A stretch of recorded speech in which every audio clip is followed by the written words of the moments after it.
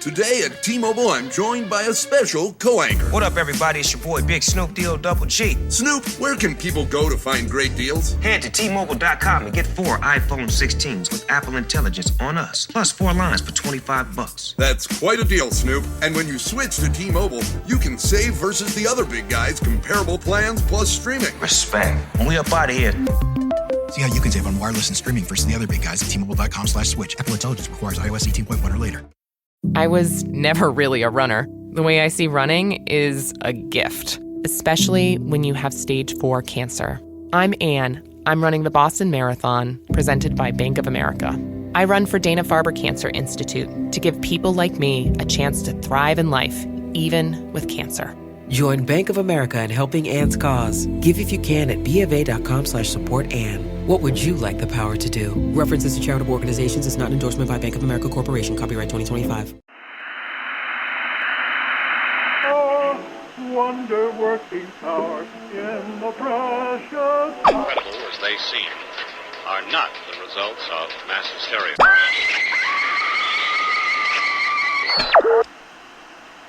You may wish to adjust the dial.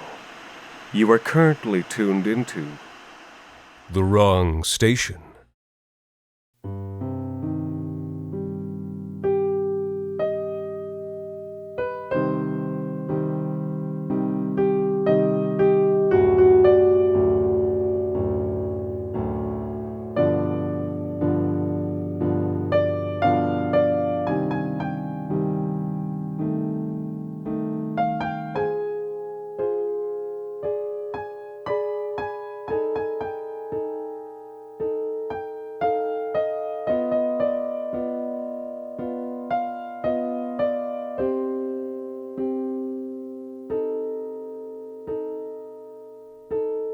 I guess I should start by describing the painting.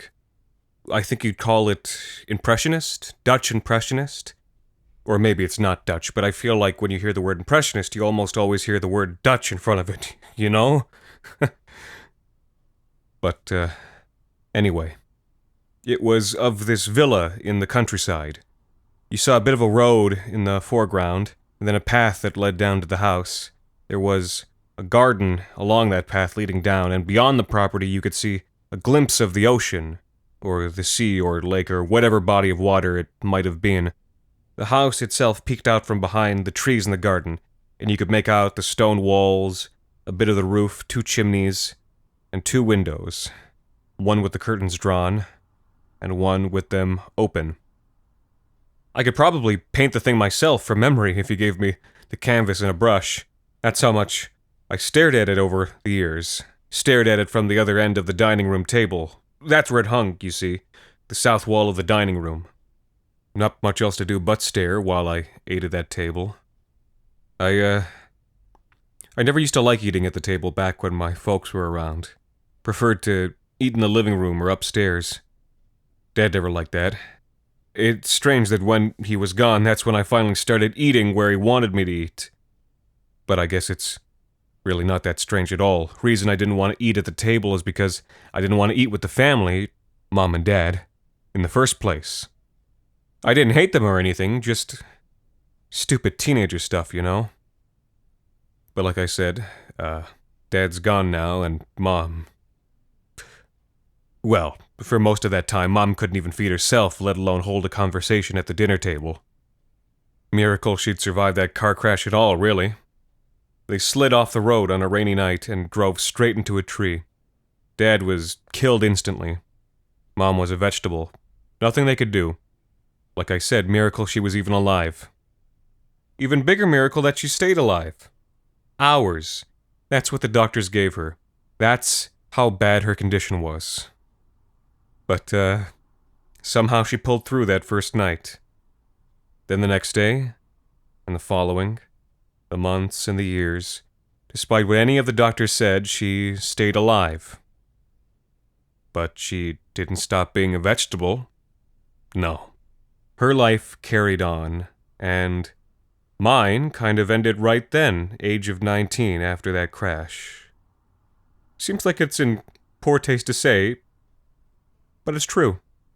Taking care of somebody in that state is a full-time job. and nobody else was applying for it.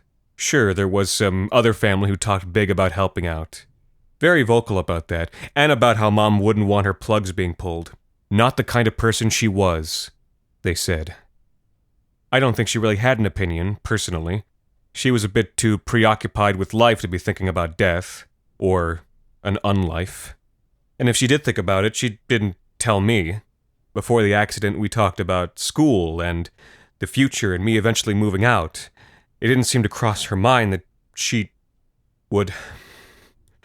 I would... Well, anyway, she wasn't any kind of person anymore. And as for that same family, well, they'd send cards. But I took care of her. I didn't really have much of a choice. We certainly weren't in poverty when I was growing up, but we weren't that well off either. We kind of just rode that line at the bottom of the middle class. So certain bits of assistance were available to help me and Mom, but it wasn't much. Definitely not enough to have a caretaker, even one just to come by a few days a week. Just a modest check once a month. So I fed her, bathed her, did all the necessary medical things. Made it real hard to hold down a job. I tried the whole online thing for a while. You know, surveys, writing listicles, that sort of thing. But I feel like it takes a certain type of person to actually make money doing that. Like, I just can't really work without some kind of oversight or just other people around at all. And besides, college dropout, barely any practical experience. My work skills aren't exactly up to snuff. So it was tough. Really tough. And friends? Or relationships? Forget it. No going out to the movies with somebody or dinner or fancy coffees. Just 3 meals a day. Just 3 bowls of oatmeal or cans of tuna or cup noodles at that table. Staring at that painting. I don't even know where it came from, you know? It was that kind of painting. One that bordered on the line of professional and amateur, that could have easily been a smaller copy of something in a museum as something a retiree recreated from a vacation photograph. It was probably cheap or free, I know that much from the fact that it was in our house, and it had always been there as long as I could remember. I never paid attention to it before all this, but I knew it had always been there. Have you ever stared at a painting for a long, long time? Or anything really, but I guess we're talking about a painting here. A few years back, I had this temp job that I did manage to hold down for a few months. Occasional data entry kind of thing. There was a painting of an orchid across from my little desk. Like, clearly an orchid, not overly abstract or anything. But after one day, just one day of staring at it, it already began to morph before my eyes as my brain got tired and recontextualized the shapes and colors. It turned from an orchid into a goofy Sesame Street kind of monster, then into this beautiful fey goddess, and by the end of the day it was an atomic explosion. That's just one day. So, staring at this villa every day, well, you could imagine the kinds of tricks my mind started playing on me. Or at least, that I thought it was playing on me. Mostly subtle things for a longer time. It's a bit harder to recontextualize a square house as an atomic explosion. I'd let the colors blend. Imagine the trees blowing in the wind and the water moving with the tide. Simple stuff like that. It was only about 4 months ago that the strangeness began. Like I said before, the villa had 2 windows that were visible in the painting. One with the curtains drawn, and one with them open. Nothing in that second window, always just the open curtains and the dark space between them.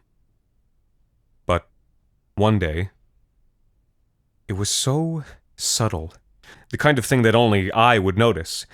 I sat at the table for lunch that day, head down, ready to eat my bowl of microwaved soup. But when I looked up, my eyes shot fully open. There was a hand on the right curtain. Well, not a real hand, but the semblance of one. on the curtain, which had cloth that was sort of a yellow washed with orange, there was a circular blotch and 5 thin lines coming out from it, the color of pale skin. A hand resting on the curtain, as if someone were standing behind it, out of sight, and had wrapped their hand around to enter the image shown within the frame. Of course, I could articulate it that way now, but I really had no idea what I was seeing at the time. I could see that the color, the pigment, had changed, and I thought that maybe it kinda looked like a hand, but paintings can fade, and colors change in the open air with the dust and the humidity.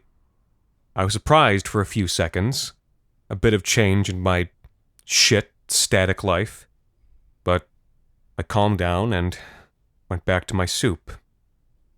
But it was harder to stay calm the next day. A hand of color was now a whole arm. Undeniably an arm wrapped, I want to say demurely, around the curtain. Pale skin and a stretch of green sleeve. What was going on? Why was it there? How was it there? What the fuck was going on? Those are the questions I should have been asking myself. But I wasn't. And when I say I wasn't calm, I don't mean I was panicked either. I feel now, and I know I should have felt at the time, unease. But I didn't. Just a morbid interest in what was happening. A small chipping away at the dense numbness inside myself. So instead of asking myself those questions, I thought to myself, all right, let's see what happens next. Does it ever feel like you're a marketing professional just speaking into the void? Well, with LinkedIn ads, you can know you're reaching the right decision makers. You can even target buyers by job title, industry, company, seniority, skills. Wait, did I say job title yet? Get started today and see how you can avoid the void and reach the right buyers with LinkedIn ads. We'll even give you a $100 credit on your next campaign. Get started at linkedin.com/results. Terms and conditions apply. This episode is brought to you by Walmart. New beauty is in bloom at Walmart, and it's all about springtime radiance. From Drybar, Tula Skincare, and hundreds more available online, Walmart has the premium brands you want and this season's on-trend products for flawless, glossy hair and hydrated skin. Big name beauty brands? Check. The things you love? Check. Find trending spring beauty and all you need to look and feel gorgeous at Walmart, on app and online. She appeared in full soon enough, after a few more days of making her way out from behind the curtain and into the window frame, standing in the window and looking out into our world. She didn't really have a face, really just hues that suggested one, but I could tell she was looking out. And even then, without features, I could also tell that she was beautiful. Slender with dark hair tied back, and a conservative dress of cream and earthy greens. Looking at her, and feeling her look at me, I felt such a sense of comfort and warmth, like everything would be all right, even though nothing had been all right for years. That sense lingered with me in the room and throughout the house, carrying me through the day. That whole week, or was it a month? I guess you know better than I do. The time is all a bit of a haze to me. The only thing I remember clearly is taking care of Mom. I definitely remember that. I remember feeling angry about it. The injustice of it all, this crushing weight that had been put on my shoulders when I was a kid and then just left there.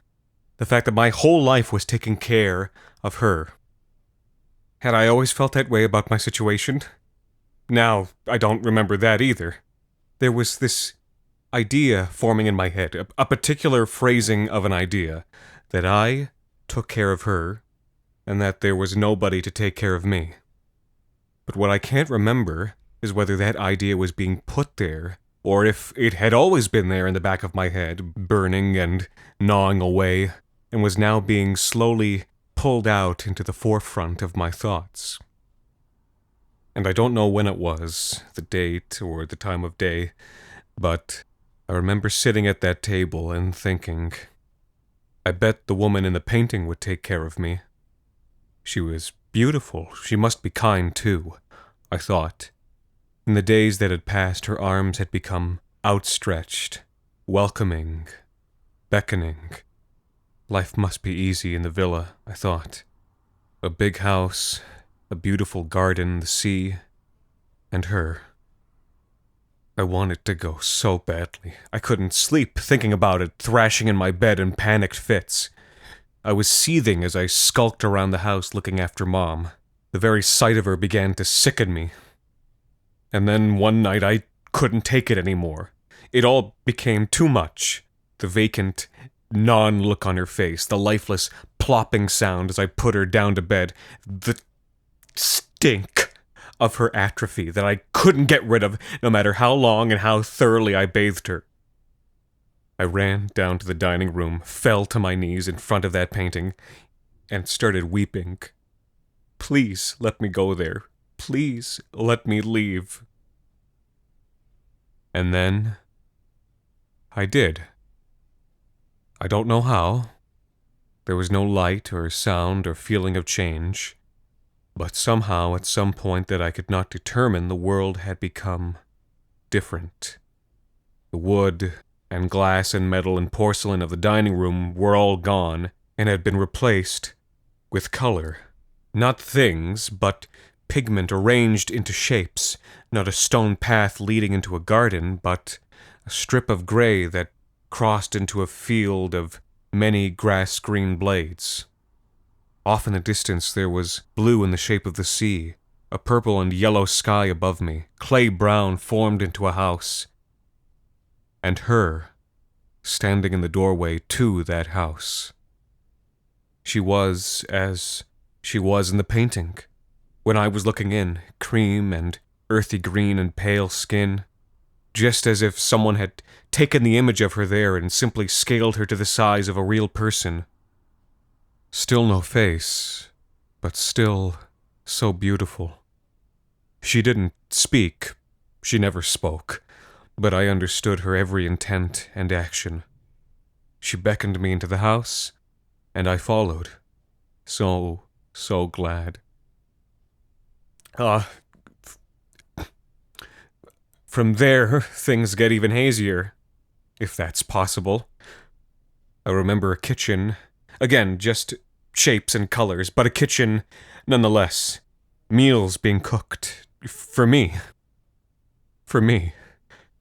A soft bed, a warm bath, clean clothes.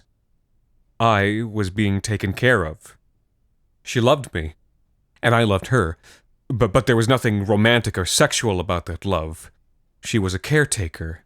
It was entirely platonic, maternal. It's the happiest I've ever been. When you're a kid, you know, after you're up on your own 2 feet and all that, you want to be independent. You want to run off on your own. Even more so when you're a teen, you just want to do your own thing, and that carries on into being an adult. You forget what it's like to be taken care of. How nice it is to be taken care of. At least, sometimes. Even just simple things. You know what I mean? Somebody who will bring you soup when you're sick. Someone to clean your house and do your laundry, if you can afford it. Someone to take all that weight off your shoulders and let you just breathe. But that's not life for most of us. Not all the time, at least. Not at all for some. And as time passed on in that pigment world, that thought began to nag more and more in my mind.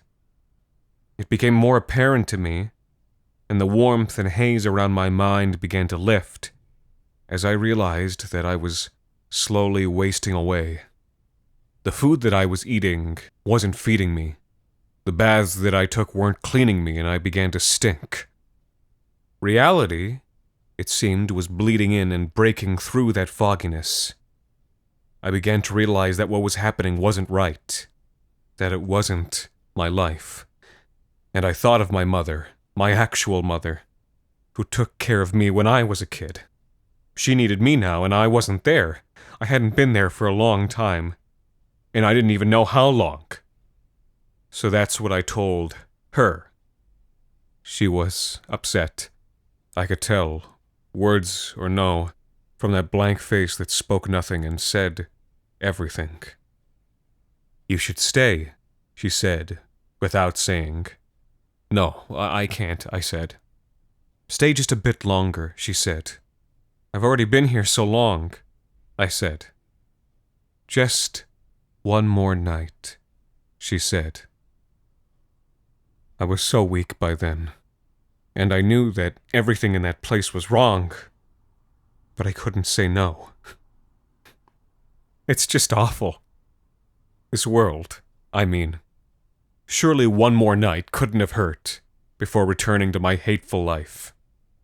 And so I nodded to her and lived one more happy day of that fantasy before drifting off to sleep. I don't know why, but I woke up in the middle of the night. The moon was shining outside the bedroom window and illuminating the space. There was no light in this world, you see, but there was still light. Beams of white and yellow, or silver from the moon at nighttime that shone over everything, translucent so as not to cover things, but just to brighten. She was sitting in a chair across the room, watching me. That might sound unsettling to you, but I'd grown used to her watching me while I slept. It was even pleasant. But this time, there was no such warm feeling. In one of those silver beams, I could see that she was holding something. It was a knife. Not pigment. A real knife. And lining it, dripping onto the floor, was a color I hadn't seen in a long time. I hadn't really noticed its absence from this world until then. This was a world of browns, creams, greens, blues, purples, and yellows. And what I was seeing was a deep scarlet, drip, dripping onto the floor. "There," she said. "Now you can stay. Now there's no need for you to go back, and you can stay with me." I ran.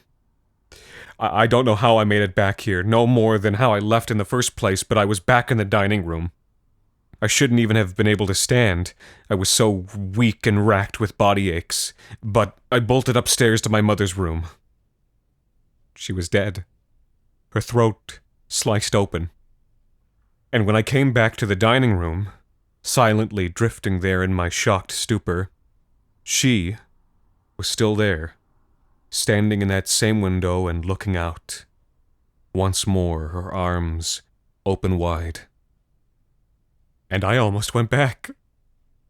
Even with the disgust I felt in my gut and my heart, I wanted to go back to that good, easy place.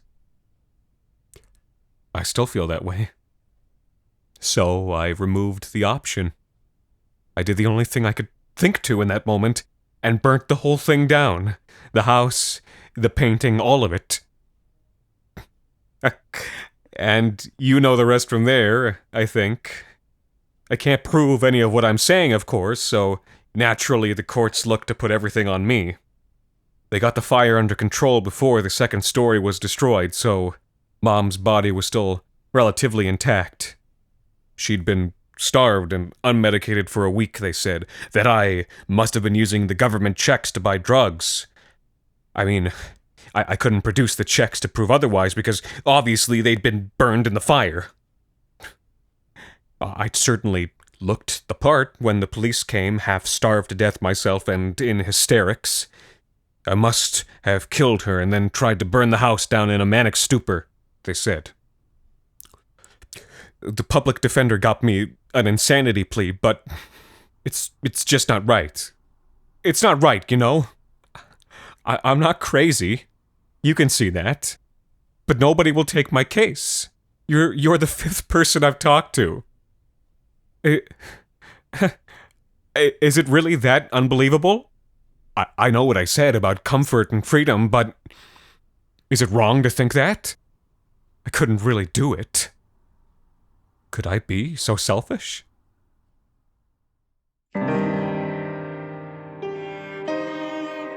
The third season of The Wrong Station ends this August the 18th, and you can help make our next season even bigger by supporting us on Patreon. There are great benefits right now for as low as $1 a month, and lots of exciting extra content planned for the near future. This week's episode, Into Pigment, was written and performed by Anthony Botelho. The Wrong Station is co-produced by Alexander Saxton, Anthony Botelho, and Jacob Duarte Spiel, with music composed and performed on the piano by Ilan Citrin, and arranged for the viola and performed by Viola Schmid. You can subscribe to The Wrong Station on iTunes, Google Play Music, Spotify, and any other of your favorite podcast services. You can follow The Wrong Station on Facebook, Twitter, and Instagram, and email us at thewrongstation@gmail.com. You can also follow The Wrong Station creative team on Twitter at AEW Saxton, AJV Botelho, and Jacob BRDS. And until next time, thank you for listening.